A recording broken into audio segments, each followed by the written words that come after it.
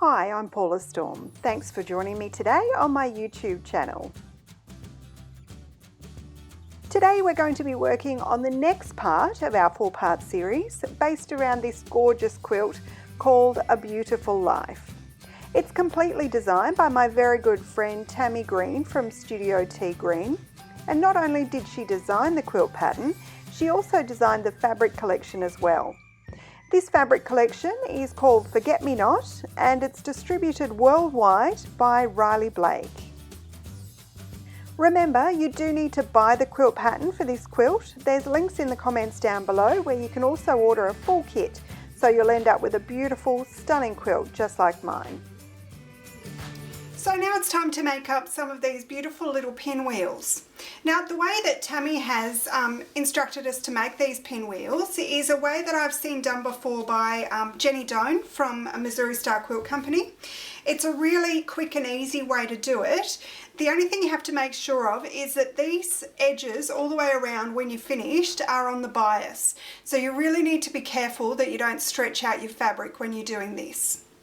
Okay, so what we need to do is we need to cut out our squares. Just check your pattern to get the right size. And then we're going to put 2 squares right sides together. We're going to take this to the machine and make sure you line it up really nice and neatly. We're going to take it to the machine and we're going to stitch a scant 1/4 inch seam all the way around until we have a closed square. So we'll go all the way around that square and stitch that scant 1/4 inch seam. So we'll do that. Okay, I'm not going to worry about reversing. I'm just going to finish that off and then go back to my cutting board. So there's my square. So one of my main tips here is to now take this to the ironing board and give it a good starch.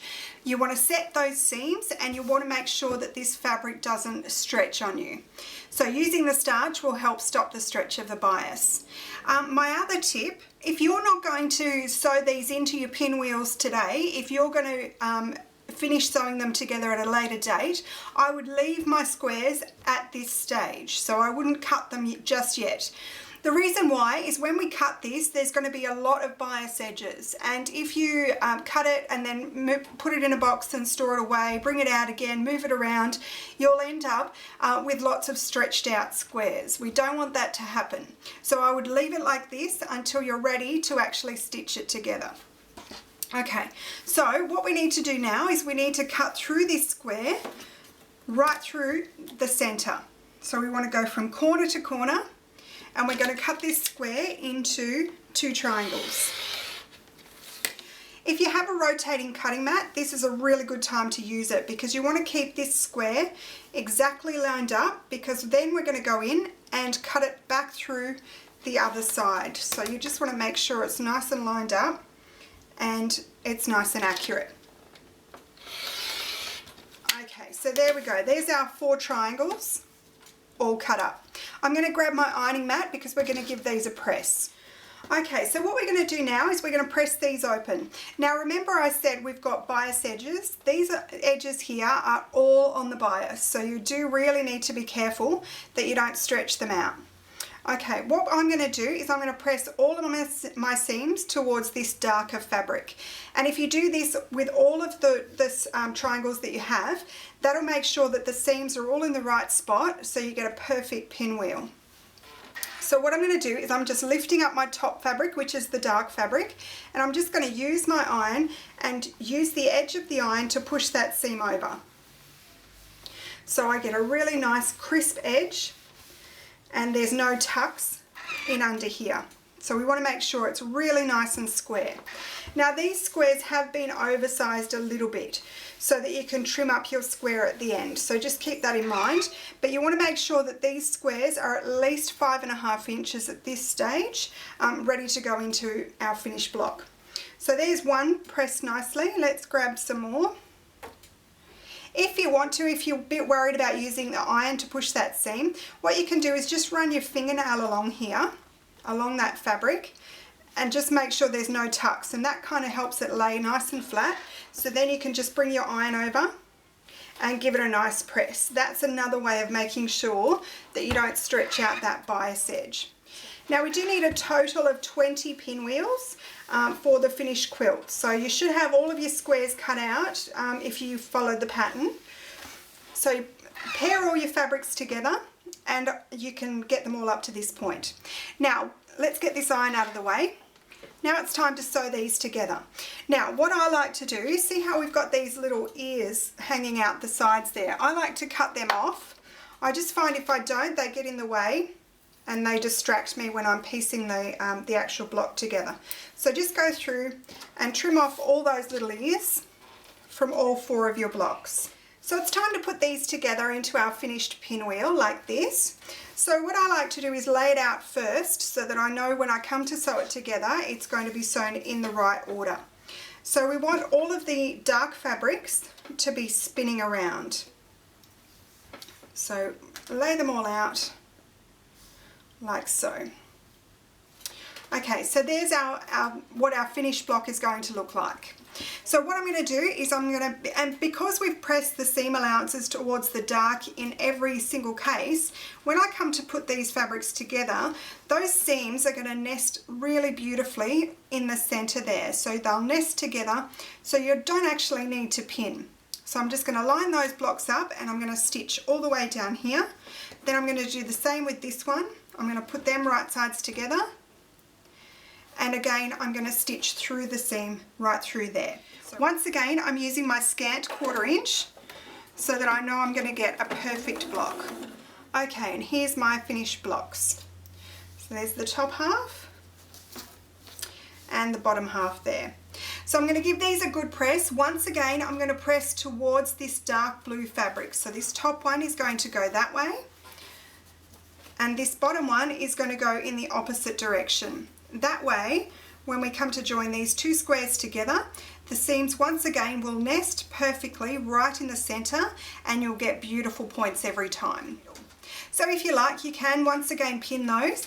I'm not going to worry because I like to hold that center with my hand, hold it nice and tight so that it's not going to shift on me, and also sometimes putting in pins or even pulling out pins as you're stitching can make the fabric move. So I'm actually just going to use my fingers at this point. The main thing is this is an oversized block, so we can trim it back to size when we're done. So I'm not too worried about the block being perfect at this stage. Okay, so let's open it up and see what we've got. Beautiful, we've got a beautiful little point in the middle there. So that's what we need to do. We would need to repeat that process until we have a total of 20 pinwheel blocks. And that's going to be enough for our first border, which is the pinwheel border around our center.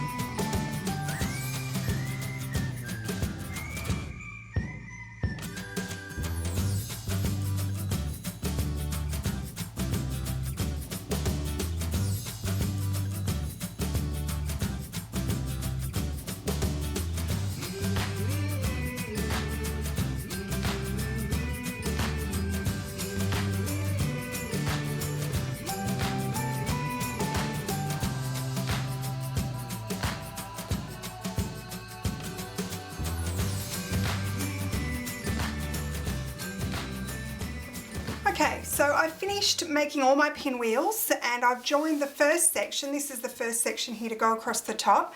I've joined it together using my 1/4 inch seam. So I have a total of 4 pinwheels for across the top. So just make sure your measurements are correct because we're going to add this to the top half of the quilt, so to the sky half of the background. Now the reason we're doing that is because we need to add our other hot air balloon over to this side. Because the hot air balloon overlapped across the top or the outside of the quilt. I didn't want to add it beforehand, so I've waited until now. So I'm just going to add this top portion to the top of my quilt, and then I'm going to iron this on and applique it to my background.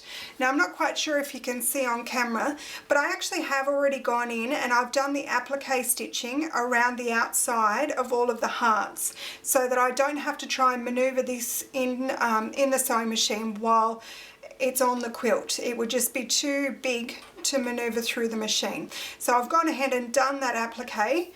So it's a bit hard to see. I've done the applique before I sew it to the actual quilt. So I'm going to join this top side. So just check the colours, check the pattern to make sure you get your colours in the right spots. I'm going to pin this right sides together, and I'm going to sew that seam. And once that's done, I'll do the applique, and then I'll come back and show you what it looks like.